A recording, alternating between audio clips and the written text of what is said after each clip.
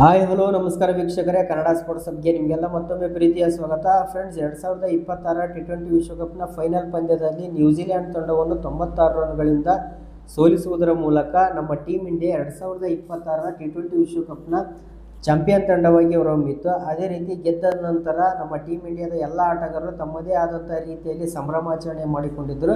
ಈಗೆಲ್ಲ ಮುಗಿದಾದ್ಮೇಲೆ ಎಲ್ಲ ಆಟಗಾರರು ತಮ್ಮ ಮನೆಗೆ ಹೋಗಿದ್ದಾರೆ. ಆದರೆ ಈಗ ಒಂದು ಹಾರ್ದಿಕ್ ಪಾಂಡ್ಯ, ಟೀಮ್ ಇಂಡಿಯಾದ ಆಲ್ರೌಂಡರ್ ಆಗಿರುವಂತಹ ಹಾರ್ದಿಕ್ ಪಾಂಡ್ಯ ಅವರ ಮೇಲೆ ಒಂದು ದೊಡ್ಡ ಕೇಸ್ ದಾಖಲಾಗಿದೆ. ಯಾವ ಕಾರಣಕ್ಕಾಗಿ ಹಾರ್ದಿಕ್ ಪಾಂಡ್ಯ ಅವರ ಮೇಲೆ ಈ ಕೇಸ್ ಹಾಕಲಾಗಿದೆ, ಅದೇ ರೀತಿ ಇದೇನಾದರೂ ಪ್ರೂವ್ ಆದಂದರೆ ಹಾರ್ದಿಕ್ ಪಾಂಡ್ಯ ಅವರಿಗೆ ಎಷ್ಟು ವರ್ಷ ಶಿಕ್ಷೆ ಆಗುತ್ತದೆ ಎಂಬುದರ ಬಗ್ಗೆ ಸಂಪೂರ್ಣವಾಗಿ ವಿಡಿಯೋದಲ್ಲಿ ನಿಮಗೆ ತಿಳಿಸ್ತಾ ಹೋಗ್ತೀನಿ. ವಿಡಿಯೋವನ್ನು ಕೊನೆವರೆಗೂ ನೋಡಿ. ಅದೇ ರೀತಿ ವಿಡಿಯೋಗೆ ಒಂದು ಲೈಕ್ ಮಾಡೋದ್ರ ಮೂಲಕ ನಮಗೆ ಸಪೋರ್ಟ್ ಮಾಡಿ. ಫ್ರೆಂಡ್ಸ್, ಏನಿಲ್ಲ, 2026 T20 ವಿಶ್ವಕಪ್ ಗೆದ್ದ ನಂತರ ಹಲವಾರು ಟೀಮ್ ಇಂಡಿಯಾದ ಆಟಗಾರರು ತಮ್ಮದೇ ಆದ ರೀತಿಯಲ್ಲಿ ಸಂಭ್ರಮಾಚರಣೆಯನ್ನು ಮಾಡಿಕೊಂಡಿದ್ದರು. ಅದೇ ರೀತಿ ಹಾರ್ದಿಕ್ ಪಾಂಡ್ಯ ಅವರು ಸಹ ತಮ್ಮದೇ ಆದ ಶೈಲಿಯಲ್ಲಿ ಸಂಭ್ರಮಾಚರಣೆ ಮಾಡಿಕೊಂಡಿದ್ದರು. ಇವರು ಹಾರ್ದಿಕ್ ಪಾಂಡ್ಯ ಅವರು ಸ್ಪೆಷಲ್ ಆಗಿ ಎಲ್ಲರಿಗಿನ ಒಂದು ವಿಚಿತ್ರವಾಗಿ ಸಂಭ್ರಮಾಚರಣೆ ಮಾಡಿಕೊಂಡ್ರು ಅಂತ ಹೇಳ್ತೀನಿ.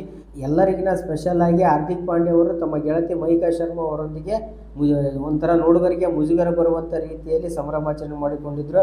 ಅದೇ ಸ್ಟೇಡಿಯಂನಲ್ಲಿ ಕಿಸ್ ಮಾಡುವುದರ ಮೂಲಕ ಮಹಿಕಾ ಶರ್ಮಾ ಅವರ ಜೊತೆಗೆ, ಅದೇ ರೀತಿ ಎಲ್ಲೆಂದರಲ್ಲಿ ಇಬ್ಬರ ಜೊತೆಗೆ ಮಲಗುವುದರ ಮೂಲಕ ಒಂಥರ ಎಲ್ಲರಿಗೂ ಕೂಡ ನೋಡುಗರಿಗೆ ಮುಜುಗರ ಬರುವ ರೀತಿಯಲ್ಲಿ ಅವರು ಮಾಡಿಕೊಂಡಿದ್ದರು. ಇದು ಒಂದು ಕಡೆ ಆದಪ್ಪ ಅಂತಂದರೆ, ಇನ್ನೊಂದು ಏನಾಗಿತ್ತಪ್ಪ ಅಂತಂದರೆ, ಇವೆಲ್ಲ ಮಾಡೋದ್ರ ಜೊತೆಗೆ ಹಾರ್ದಿಕ್ ಪಾಂಡ್ಯ ಅವರು ತಮ್ಮ ಮೈಗೆ ರಾಷ್ಟ್ರಧ್ವಜವನ್ನು, ತ್ರಿವರ್ಣ ಧ್ವಜವನ್ನು ಸುತ್ತಿಕೊಂಡಿದ್ದರು. ಈಗ ಅದರದ್ದು ಪ್ರಶ್ನೆ ಅಂತ ಹೇಳ್ಬೋದು.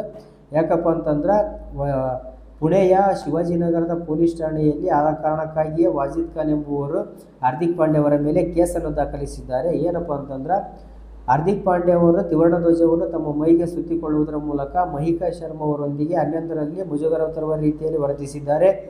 ಈ ನೋಡುಗರಿಗೆ ಇದು ಎಲ್ಲ ಹೆಂಗೆ ಅನಿಸಿತಪ್ಪ ಅಂತಂದ್ರೆ, ನಮ್ಮ ಟೀಮ್ ಇಂಡಿಯಾ ಚಾಂಪಿಯನ್ ತಂಡವಾಗಿ ಹೊರಹೊಮ್ಮಿತ್ತು, ಅದಕ್ಕೋಸ್ಕರ ಅವರೆಲ್ಲ ಸಂಭ್ರಮಾಚರಣೆ ಮಾಡಿದ್ದಾರೆ, ಅದಕ್ಕೇನು ಸಮಸ್ಯೆ ಇಲ್ಲ ಅಂತೇಳಿ ನಮ್ಮಂಥವರೇ ನೋಡೋರಿಗೆ ಅನಿಸುತ್ತಾ. ಆದರೆ ರಾಷ್ಟ್ರಪ್ರೇಮದ ದೃಷ್ಟಿಯಿಂದ ನೋಡುಗರಿಗೆ ಇದು ಒಂಥರ ಹಾರ್ದಿಕ್ ಪಾಂಡ್ಯ ಅವರು ನಮ್ಮ ರಾಷ್ಟ್ರಧ್ವಜಕ್ಕೆ ಅವಮಾನ ಮಾಡಿದ್ದಾರೆ ಅಂತೇಳಿ ಅನ್ನಿಸ್ತದೆ.